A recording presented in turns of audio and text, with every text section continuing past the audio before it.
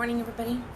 Coming to you from southern Texas, just outside of Corpus Christi, Port Aransas. I'm actually just about 5 minutes walking distance from Aransas Beach. I'll show you that. I'll start with showing you guys exactly where I'm at. So let me flip over here. So here's where I'm at. You see those bluffs over there? Right on the other side of those bluffs, that's about a 5-minute walk. And if you look off in the distance, there are some stairs that go up and over. And my lover and I, we were out there last night on top of those stairs. Well, we were doing things. I'm gonna admit it, we were doing things. But the sky was absolutely phenomenal. It's just beautiful when you get up against the ocean, because right on the other side of those bluffs is a beautiful white beach and ocean waves. But here's my little location right here. We're right here poolside and a really cool little location. And yeah, unfortunately we got this little street over here, but you know, can't have everything, right? Oh, and now we're getting invaded by a 5-year-old. Hey, Ro, what you doing? You want to say hi to everybody? Mommy's doing a live stream. You can say hi. You want to show off your Hawaii shirt? Say hi. He is kind of shy. You look handsome today. Everybody wants to see your Hawaii shirt. No? Okay. Alright, so yeah. So we were down there and we were just having fun yesterday. Today's another beach day. This is kind of like travel around Texas and Arkansas week for us for sure. Hey, that's a good picture. I'm going to have to screenshot this later because that's actually a good picture, bud. So yeah, so this weekend and early here in the week, we are down here in Port Aransas enjoying some ocean fun, beach fun, you know, wave hopping and all that good stuff, getting some sand in our sandwiches and some sun. And next week we will be up in the Ozarks doing some hiking and horseback riding and some rafting and everything like that. So we're trying to get the best of everything, because with all the COVID biz, this California girl grew up in Northern California, and I just so desire to go off to the redwoods and to hike and camp and all that good stuff in the redwoods. But I'm sorry, California's still in lockdown and doing California stuff. So not going that direction. Instead, we're just taking advantage of stuff that is 5-6, no I cannot, 5-6 hours away from home. Well, you can go over there and rock it, baby. Or you can go inside. Oh, well, Mommy's doing a live stream. Thank you for making it very real. Motherhood probs, right? Entrepreneur probs. Everybody can definitely, anybody who has kids can definitely understand. So, here we are, live, enjoying everything. I managed to sleep in. I was going to get up and I was going to go and do sunrise on the beach this morning. And I woke up and I was like, ugh, forget that. I'm not going to do that at all. Instead, I just slept in with this one right here, snuggled up next to me, and it had just a nice, relaxing, enjoyable morning. So that is definitely needed. Stop playing with the web doors, dude. Okay? Okay. So the topic, though, the topic of today, it, of course, came about yesterday for me, and it's kind of been a topic that has been bouncing around. A lot of my clients come to me and, you know, for relationship advice and different stuff coming up in their relationships. And on the 6.5, almost 7-hour drive down here yesterday, my lover and I, we had some very heartfelt, intimate conversations. I'm not going to get all into my personal business there with you guys, but I can tell you that what was stirred is that some of the statements made, there was like this underlying theme of like, yeah, but that pushes me because of, and it's on both sides, right? Is our lack of worthiness. Like when we do not truly know our value and who we are, how that actually impacts our relationship. And as I told him, I said, you know, some of the things that I love in relationship, that I desire and need in relationship is, first off, play, fun, adventure. Like I am that woman who wants play and fun and adventure, and that just is so expanding.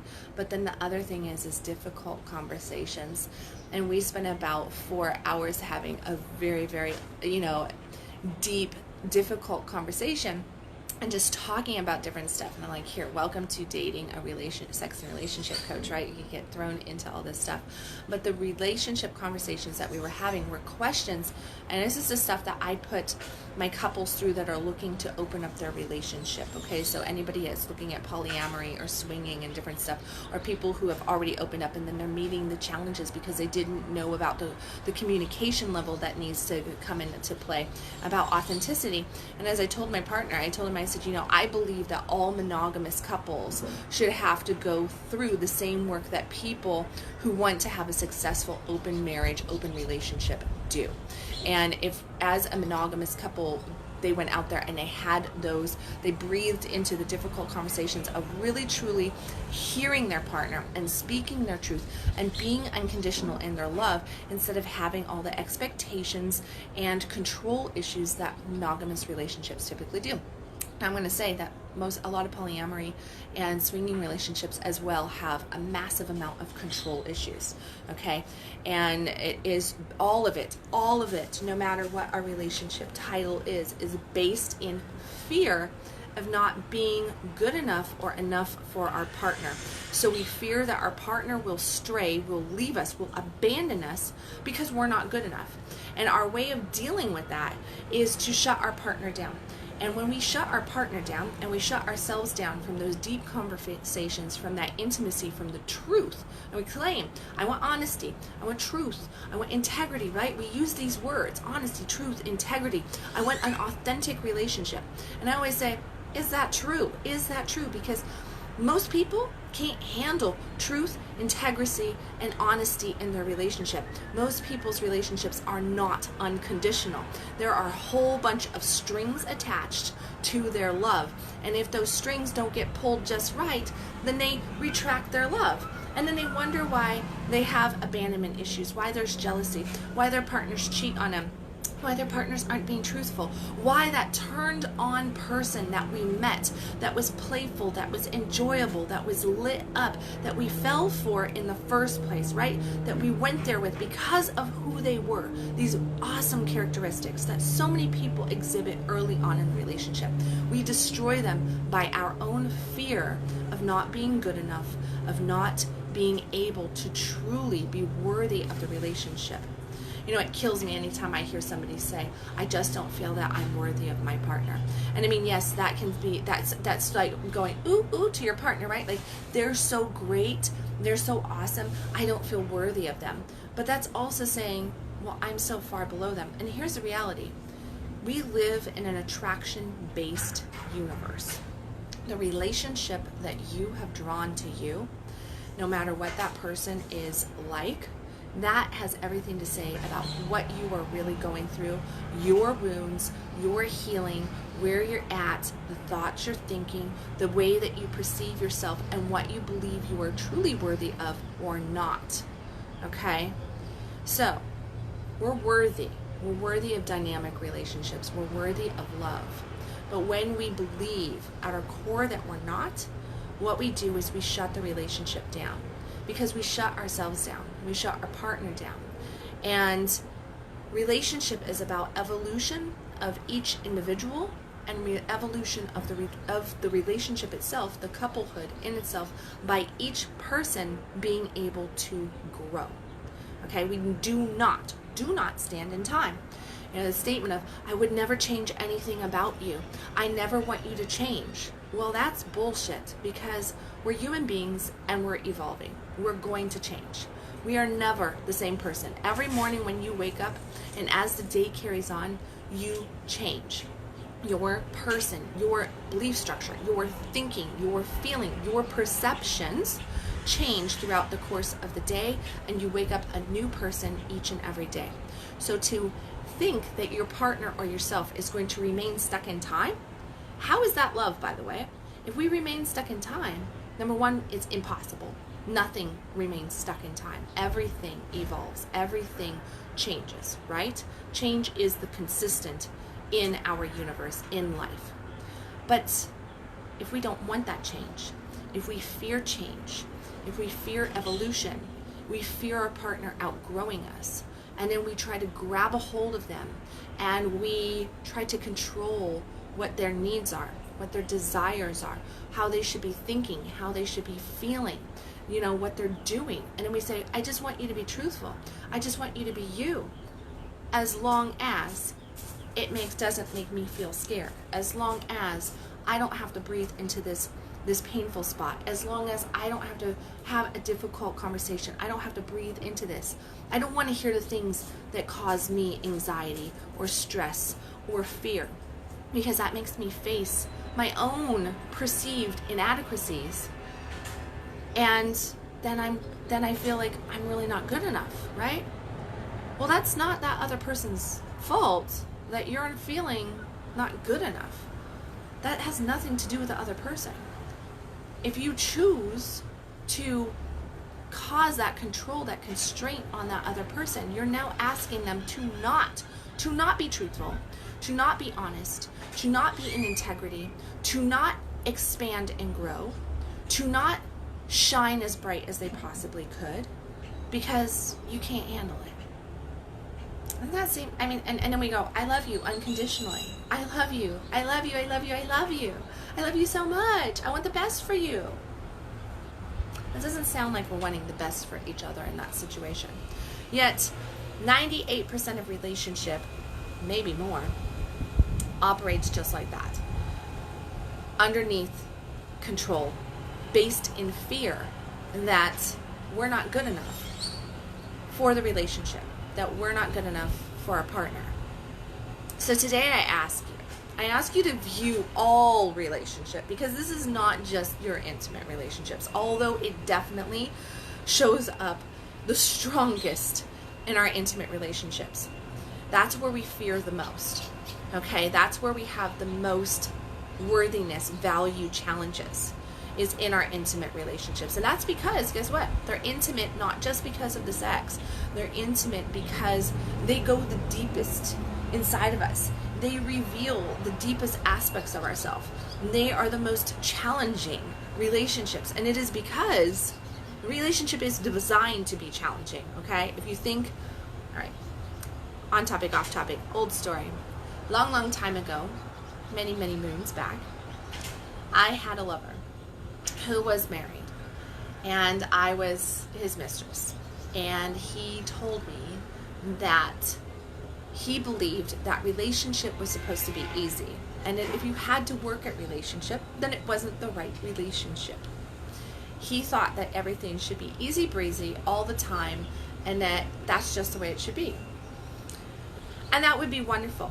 And relationship can be easy breezy and beautiful and not have as many challenges, but it requires both parties to be open, free-spirited in themselves, strong in themselves, doing their own work, and really truly looking at the other person from a state of unconditional love.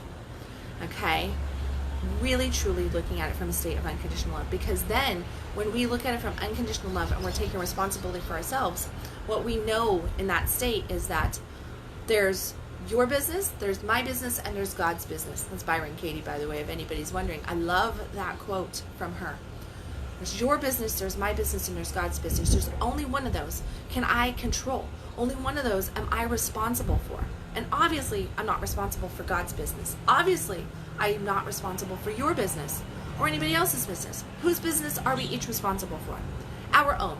And that business means our thoughts, our feelings, our actions, the choices that we make, how we choose to show up in any given situation and in our relationship.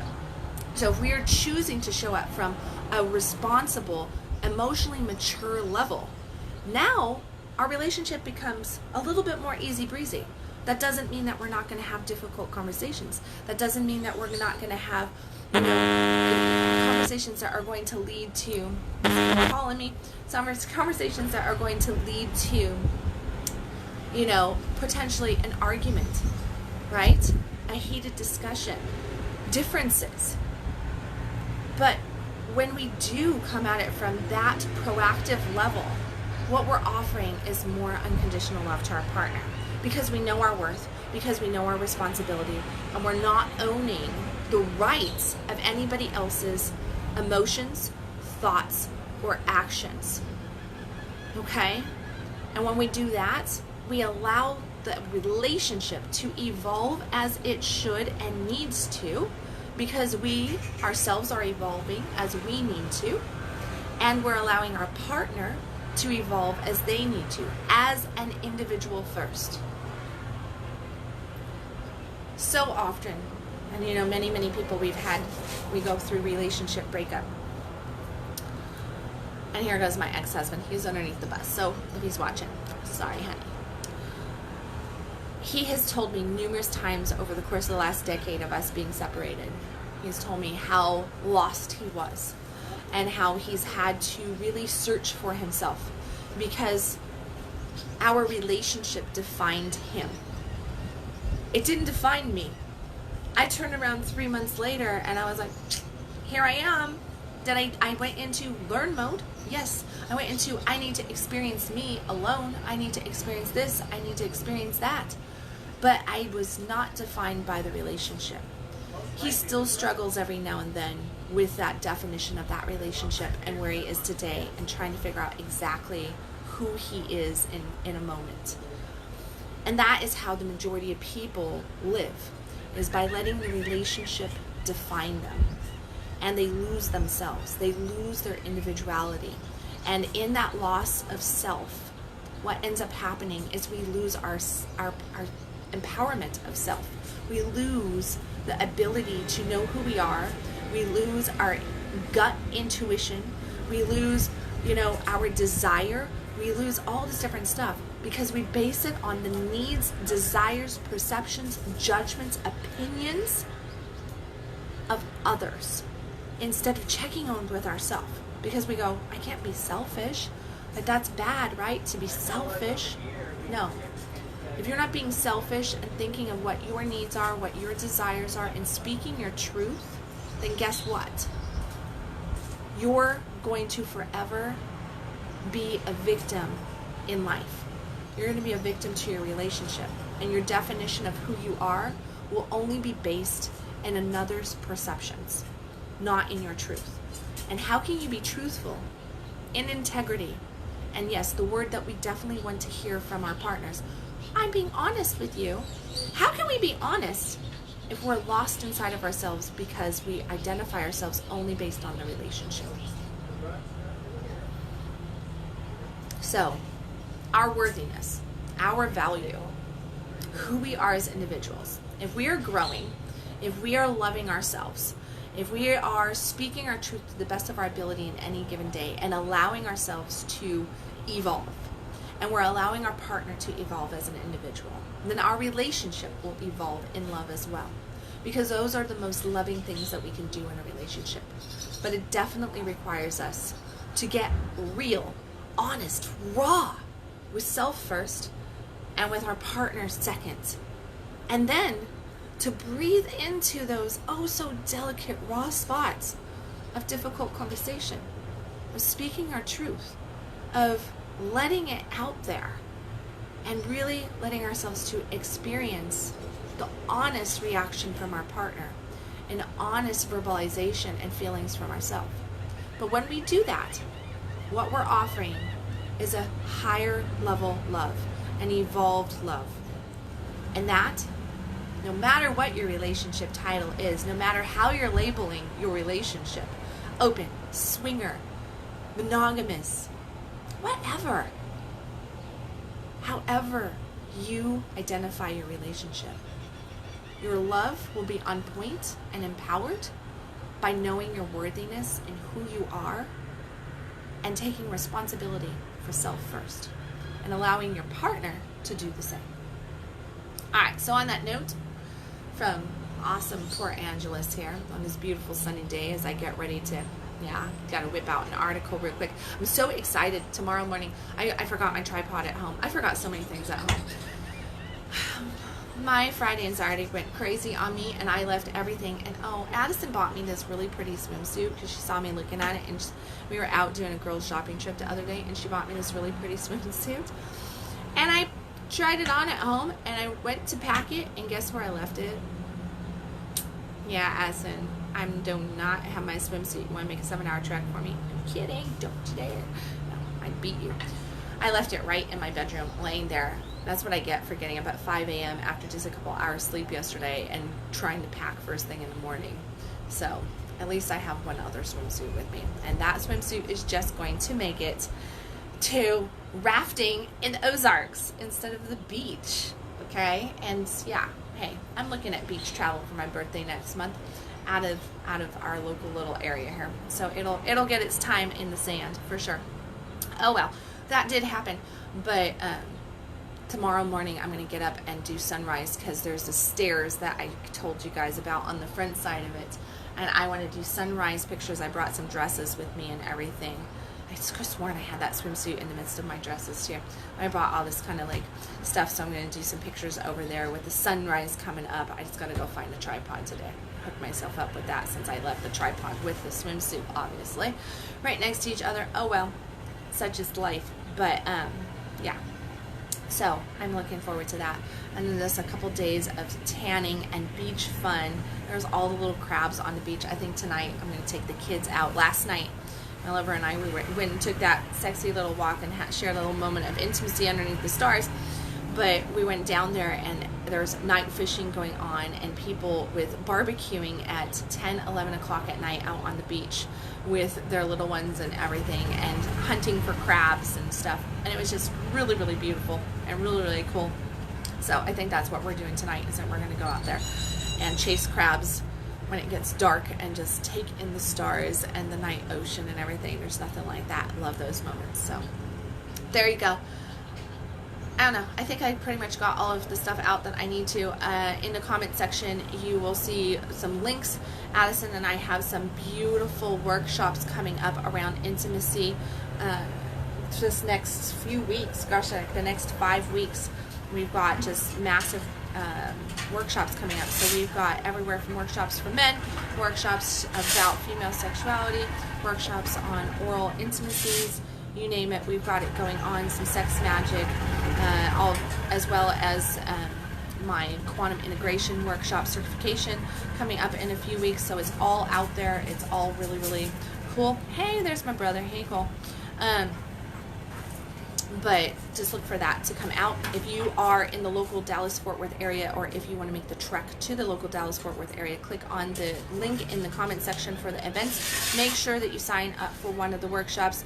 Do not hesitate. Do not wait. These classes are already sitting at like 60-70% sold out. We had to limit our numbers on registration due to COVID. Everything is running with COVID guidelines and everything, so don't hesitate. There's not going to be an at the door. There's not going to be, you know, I'll wait till the very last minute to register for this. At 70% sold out on most of these, it is definitely, if you want it, you better grab it because it's here and it's gone. Okay, so that's that with that.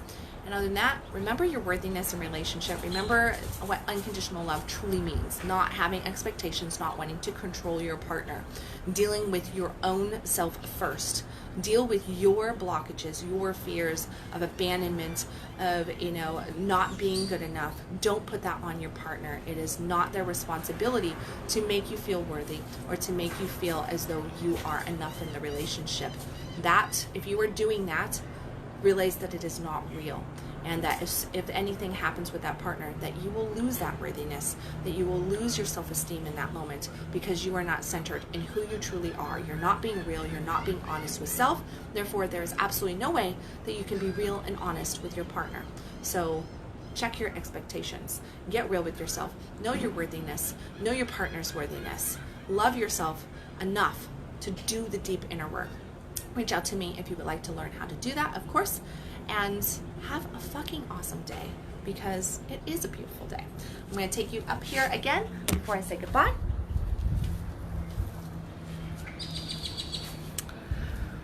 And right over there. I will take you guys to the beach later if I possibly can, if my phone will allow me to. And I will catch you tomorrow morning with another Conscious Coffee. Remember to stop existing, start living, and own your worth today. You're worth it. Love you guys.